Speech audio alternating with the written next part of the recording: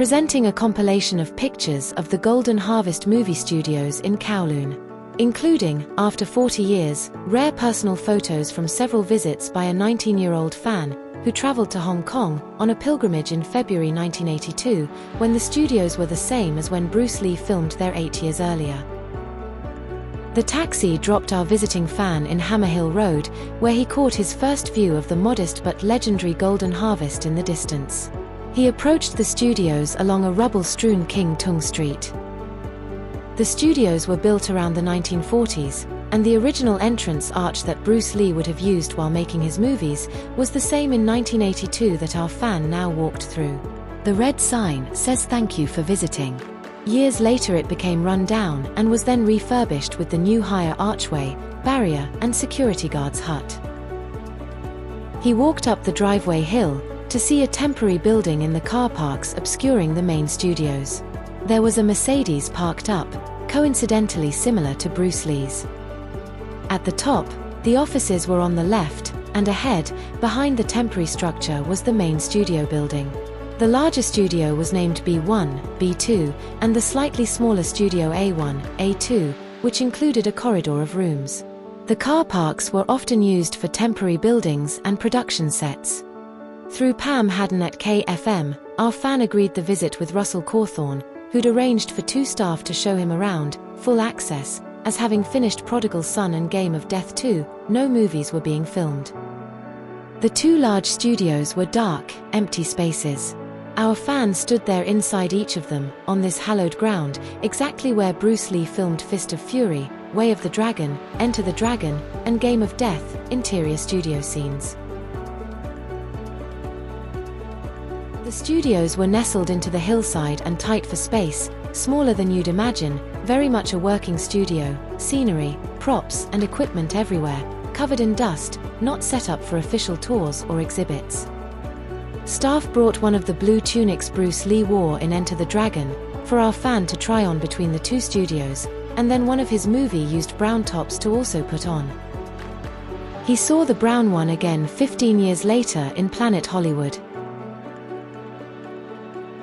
Behind the main studios were many smaller buildings and huts, workshops, props, and scenery storage and outdoor sets.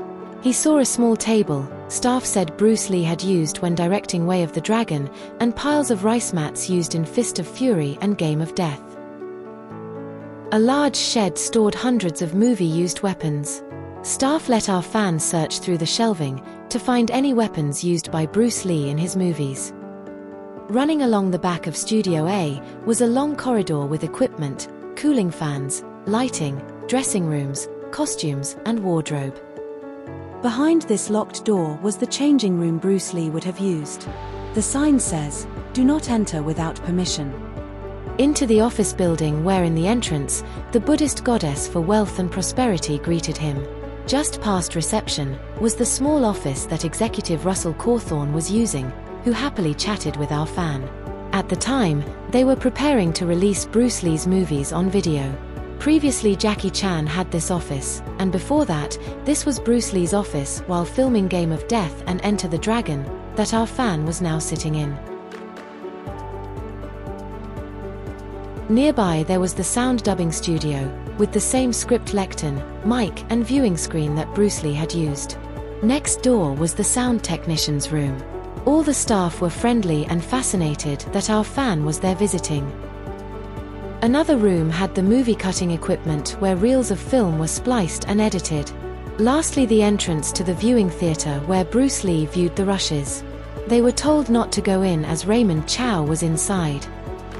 While in Hong Kong that February 1982, our fan also visited other Bruce Lee locations, including Happy Valley Cemetery and Aberdeen Boat City from Enter the Dragon. Ocean Terminal Car Park where he did a notable photo shoot. Bruce Lee's 41 Cumberland Road home in Kowloon, since replaced. Also, the apartment block in Beacon Hill Road where Betty Ting's flat was.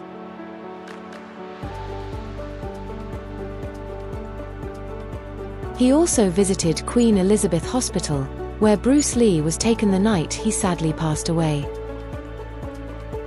And finally, the Kowloon Funeral Parlor, where large Hong Kong crowds turned out to pay their respects and grieve the loss of their star.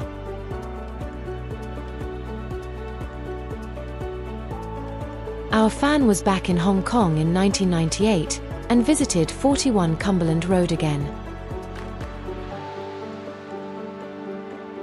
He also went to Golden Harvest one last time, now surrounded by buildings and roads, a few years before it closed.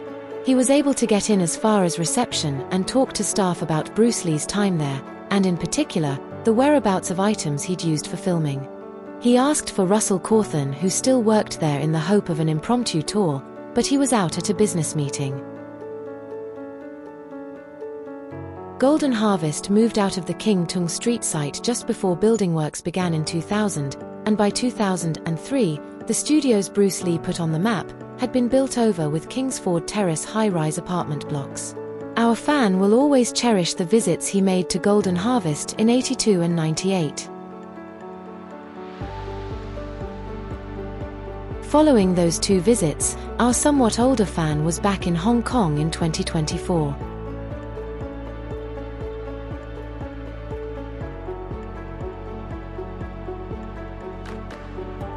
The main attraction of the Avenue of the Stars was still the magnificent Bruce Lee statue, in his fighting stance.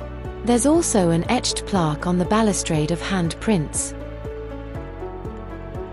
And the highlight was a visit to the Enter the Dragon tournament setting in Tai Tam Bay, now the American Club and Pacific View Apartments, where only the top court, now number 6, and storage area alongside, have survived the new buildings. Many of the tournament scenes were filmed on a lower court with the steps and outhouse, sadly all built over. However, the top court area and walls remain, and still feature in the movie Enter the Dragon, which Bruce Lee filmed here 50 years ago.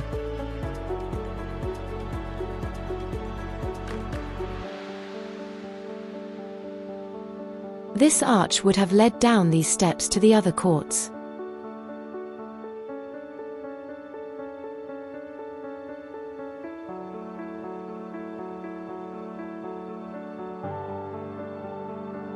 A commemorative plaque marks this historic location.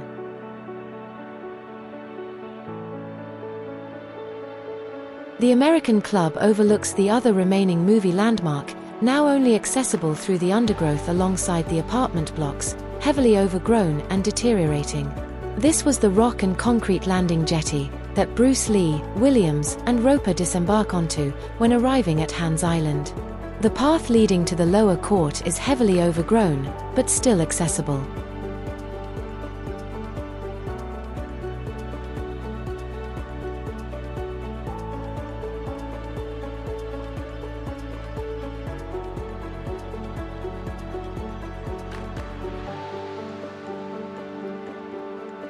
To this day, Bruce Lee remains an icon, a legend, who continues to inspire us, 50 years later, having only completed 4 martial arts movies, only 3 of which were filmed during the brief 2 years he was at the Golden Harvest Studios, along with the incomplete Game of Death.